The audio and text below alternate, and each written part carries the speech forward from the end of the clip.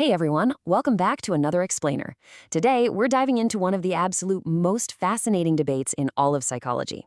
How much of what we consider male or female behavior is actually wired into us by biology, and how much is just downloaded from the world around us? We're talking about the profound influence of culture and media on gender roles, and we're going to break it all down step by step. Okay, let's dive into this. Here's our roadmap for today. We'll start with culture, nature or nurture, then we'll evaluate that cultural research. Next step, media, shaping gender roles, followed by evaluating that media impact, and we'll wrap up with the Disney princess evolution. Let's get into it. So as we go through this, I want you to keep this central question rolling around in the back of your mind. Are our gender behaviors literally hardwired by biology, nature, or are they programmed by the society we live in, our nurture? It's a massive question. Psychologists have been wrestling with it for decades. So it's time to start unpacking the evidence. Section 1. Culture, nature, or nurture. All right, this brings us to two absolute heavyweights in psychological research, and they represent two very different theories. On the nurture side, we've got Margaret Mead's famous 1935 research. She looked at 3 different tribes in Papua New Guinea and found some wild differences. For instance, the Arapish people were gentle and responsive, which Western societies might traditionally label feminine. But then the Mundagumar people were aggressive and hostile, aligning much more with traditional masculine stereotypes. Because these roles completely flipped based on the culture, Mead argued that gender is determined by nurture. But then on the flip side, arguing for nature, we have Buss's 1995 research. Buss looked at 37 different countries and found super consistent opposite gender mate preferences everywhere. Men consistently looked for youth and physical attractiveness, while women sought men offering wealth and resources. Now, what's really interesting here is how Buss grounds his point in reality. Think about a tractor for a second. In some cultures, owning a tractor is a prime way to advertise your wealth and resources. Buss argues that because this underlying preference for resources is consistent across 37 different cultures, whether that resource is a tractor, a sports car, or a big house, it points to an innate biological drive. It's a really strong argument for nature. Moving right along to Section 2. Evaluating cultural research. To do this, we're going to use the classic academic PEL structure, point, evidence, explain, link, to really interrogate Mead's methodology. First, our point, Mead's research has actually been heavily criticized. The evidence for this? Well, a researcher named Freeman in 1983 claimed she was actually misled by some of her participants in Samoa. To explain this, Freeman argued Mead had these preconceptions, right? She went in wanting to find nurture, and that led to observer bias and ethnocentrism. Essentially, she saw what she wanted to see. And the final link?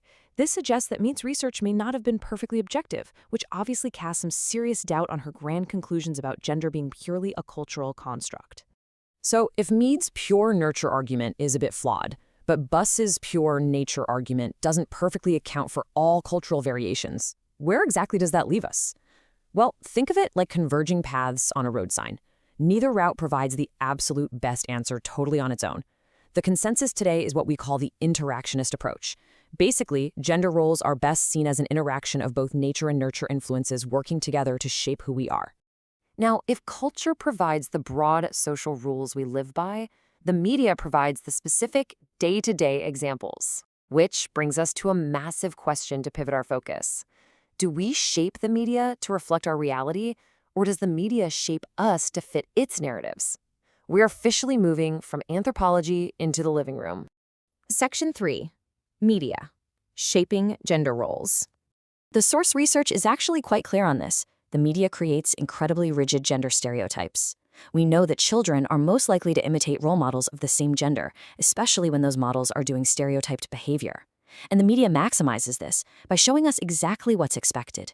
Take Bussey and Bandura's 1999 study. They found that the media consistently depicts men as independent advice givers, while women are depicted as dependent advice seekers. And if you're thinking, well, surely that's changed by now, Santani-Kahlo and colleagues reviewed the research just recently in 2023.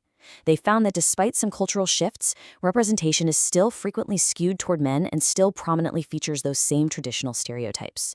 So why does this matter to us? It comes down to a really important concept called self-efficacy. This is the idea that seeing other people perform specific behaviors increases your own belief that you are capable of those same behaviors. If the media only feeds you narrow stereotypes, your self-efficacy might be totally limited. But when the media challenges those stereotypes, incredible things happen. Mitra et al. In 2019 studied girls in India and found that girls who watched a television program actively challenging gender stereotypes were much more likely to see themselves as capable of working outside the home. The media literally expanded their perceived capabilities. That's a real game changer. Section 4. Evaluating media's impact. Before we really assess that impact, we need to understand something called cultivation theory. This is kind of the backbone here. Cultivation theory argues that the more time individuals spend living in the media world, the more they start to believe it reflects the actual social reality of the outside world. Basically, consume enough media and it literally becomes your blueprint for reality. Let's apply that PEEL logic again to see just how powerful this is. The core point is that media influence has a really strong theoretical basis. The evidence? In 2014, Bond and Dragos found a correlation between watching the reality TV show Jersey Shore and holding permissive attitudes toward casual sex. To explain this, it perfectly supports cultivation theory. Those viewers were internalizing the specific reality presented on that show and adopting those norms as their own. So the link here is that this suggests media successfully cultivates a perception that directly and tangibly affects real-world gender and sexual behavior. But what does the evidence say on the flip side? Our point here is that the media's impact might not actually be a direct causal relationship. The evidence comes from Durkin in 1985, who argued that even very young children are not just passive receivers of media messages. To explain, media representations are highly likely to be rejected by a child if they clash with existing family norms. If the TV says one thing but mom and dad say another, the parents usually win. So to link this up, this suggests that while media influences are very real, they're actually secondary to closer, more immediate influences, like the family unit. And finally, Section 5. The Disney Princess Evolution. Let's look at this through a lens we all know pretty well, Disney. We're contrasting two really fascinating recent studies here. In 2018, Hein et al. Claimed that modern Disney princesses, think of characters like Moana, are significantly more active, assertive, and independent than older characters. It seems like a pretty clear evolution away from rigid stereotypes, right? But then look at Clark et al., a super recent study from 2024. They claim that if you look closely, newer Disney films actually still heavily reinforce traditional stereotypes of femininity. They just do it in a much more nuanced way. Sure, they might be going on epic adventures, but underlying traditional narratives about appearance, romance, or emotionality may still be subtly at play. Which brings us to our conclusion for this explainer, and I want to leave you with a bit of a provocative thought to chew on. If media and culture are constantly evolving, constantly pushing and pulling against our biology, what will the typical gender role look like a decade from now? Will it be completely redefined, or just the same traditional roles repackaged in a new, nuanced way? I challenge you to look critically at the media you're consuming today and ask yourself how it's shaping you.